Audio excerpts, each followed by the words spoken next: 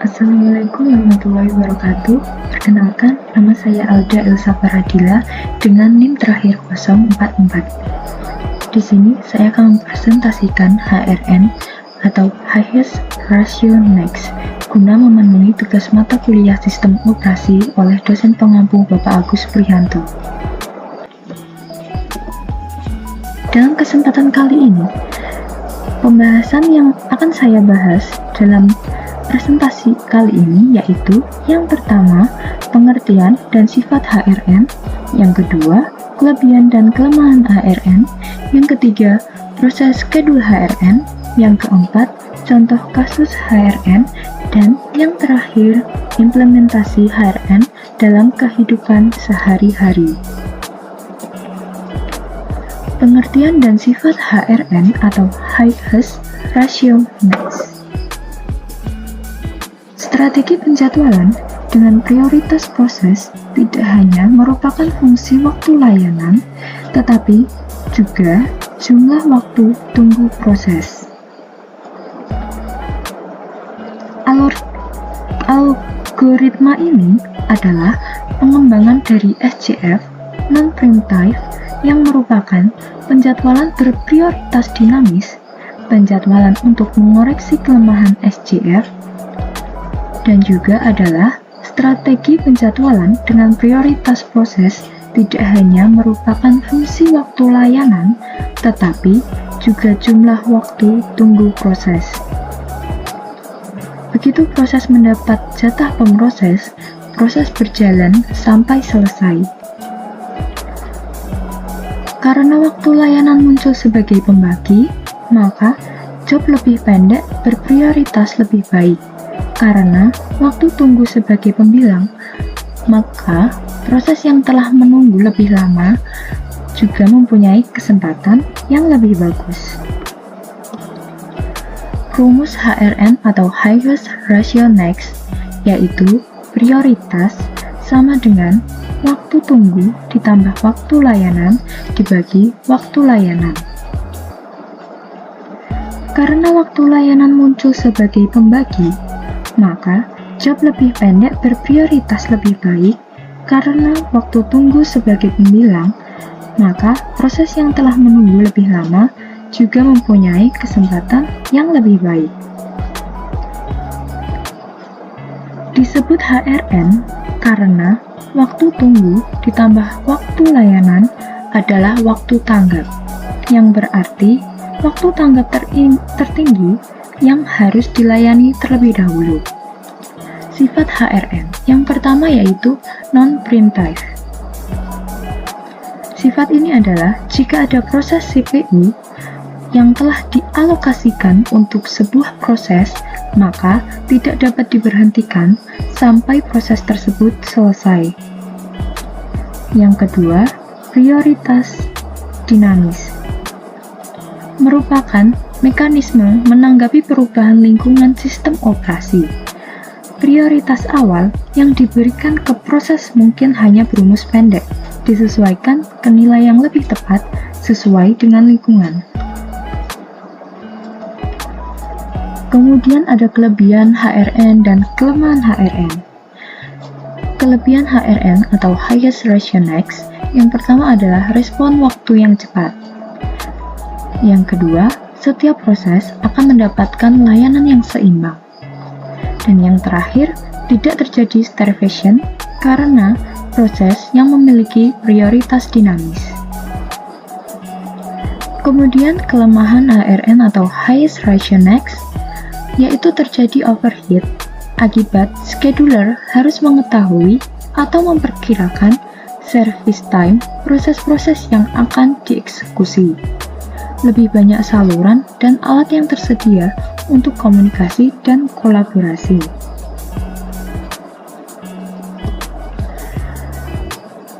Selanjutnya ada proses schedule HRN atau High Ratio Next. Bisa dilihat proses schedule-nya seperti ini. Penjelasannya yaitu pada waktu sama dengan 0 atau time sama dengan 0, tidak ada proses yang tersedia dalam antrian ready. Jadi, dari 0 sampai 1, CPU dalam keadaan idle. Jadi, 0 sampai 1 dianggap sebagai waktu idle CPU. Kemudian pada waktu sama dengan 1, hanya proses P1 yang tersedia dalam antrian ready. Jadi, proses P1 dijalankan sampai selesai. Setelah proses P1, pada saat waktu sama dengan 4, hanya proses P2 yang datang. Maka, proses P2 akan dijalankan karena sistem operasi tidak memiliki pilihan lain. Selanjutnya pada saat waktu sama dengan 10, proses P3, P4, dan P5 berada dalam antrian ready. Jadi, untuk menjadwalkan proses selanjutnya setelah P2, kita perlu menghitung rasio respons. Pada langkah ini, kita akan menghitung rasio respon untuk P3, P4, dan P5. Jadi seperti itu proses schedule HRN. Selanjutnya, pada contoh kasus HRN atau Highest Ratio Max, terdapat sekumpulan proses A, B, C, dan D yang memiliki saat tiba berturut-turut pada pukul 9, 9:05, 9:15, 9:20 dengan lama proses berturut-turut 20, 15, 5, dan 25. Tentukanlah kapan saat mulai, saat rampung, dan lama tanggap dari masing-masing proses dengan kategori penjadwalan Highest Ratio Max.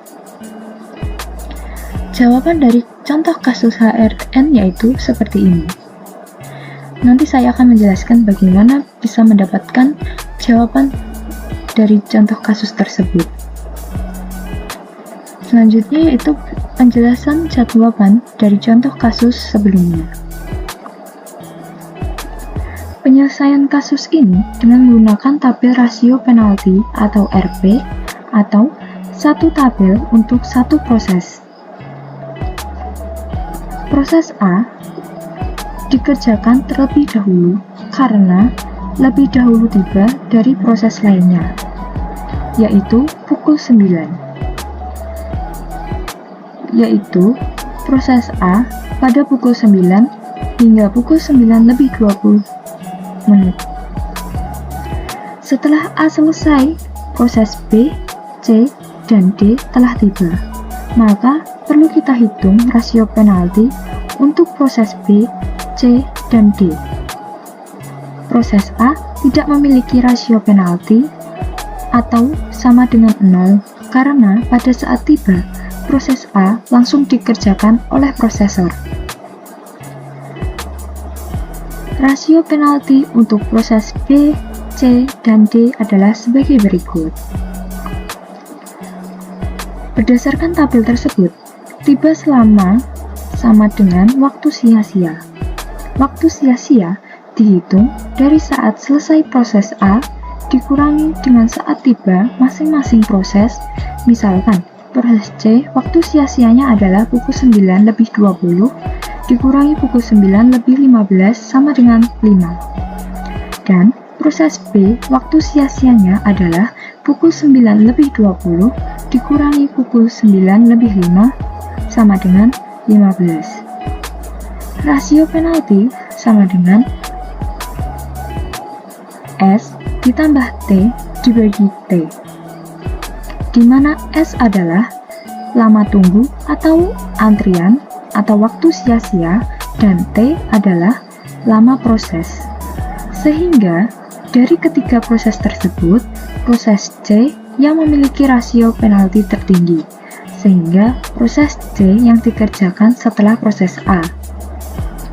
Setelah proses C dikerjakan, maka tabel di atas sudah tidak berlaku lagi, karena waktu sia-sia dari dua proses sisanya sudah berbeda. Ini mengacu pada saat selesai atau rampung proses C, yaitu pada pukul 9:30, sehingga perlu dibuatkan tabel baru. Berikut adalah rasio penalti untuk proses B dan D.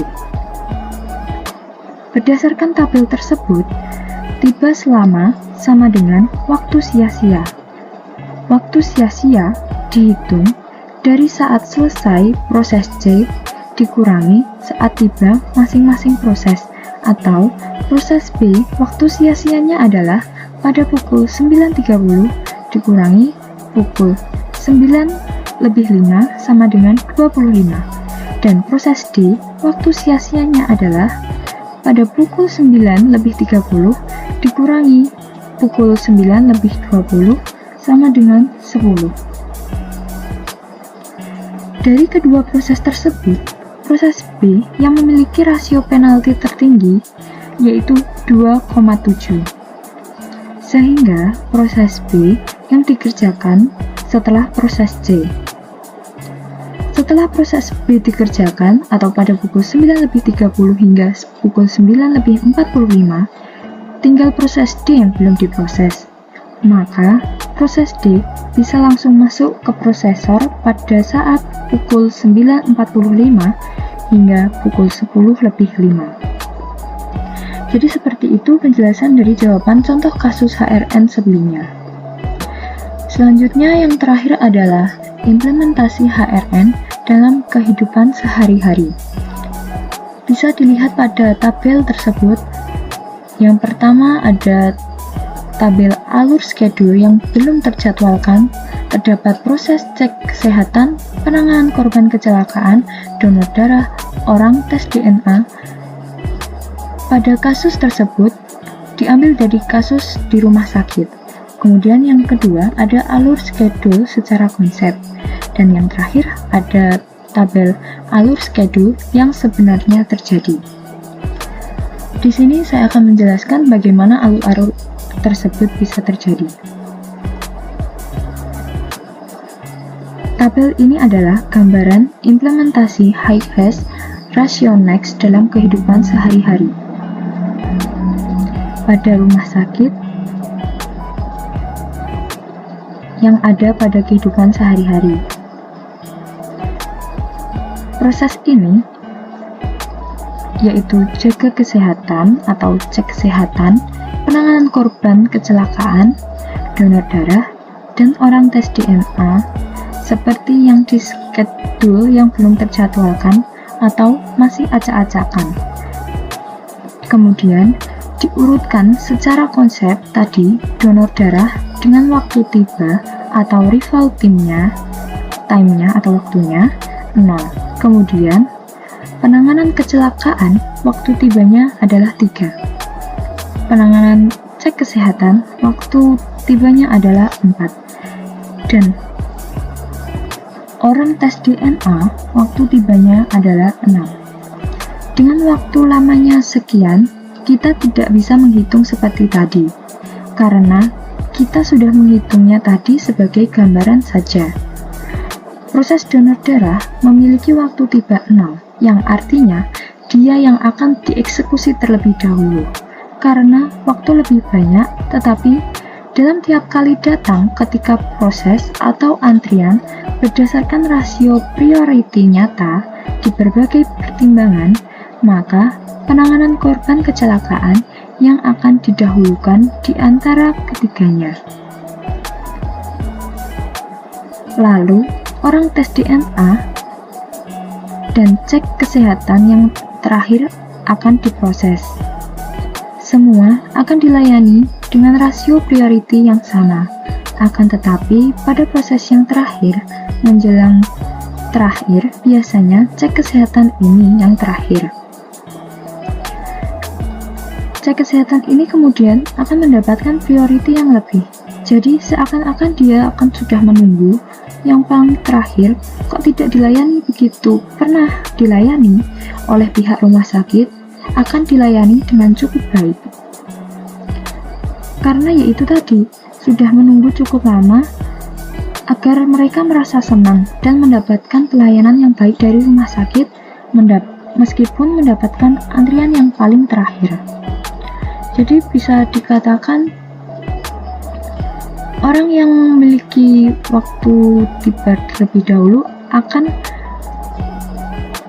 diproses terlebih dahulu. kesimpulan yang dapat diambil yaitu highest ratio next yaitu strategi penjadwalan dengan prioritas proses yang tidak hanya merupakan fungsi waktu layanan tetapi juga jumlah waktu tunggu proses. Dengan menggunakan rumus HRN tadi, kita bisa mendapatkan prioritas yang akan diproses terlebih dahulu. Jadi itu tadi penjelasan dan presentasi dari saya tentang highest ratio next atau HRN. Apabila ada kurangnya dan lebihnya, mohon maaf. Sekian presentasi dari saya. Wassalamualaikum warahmatullahi wabarakatuh.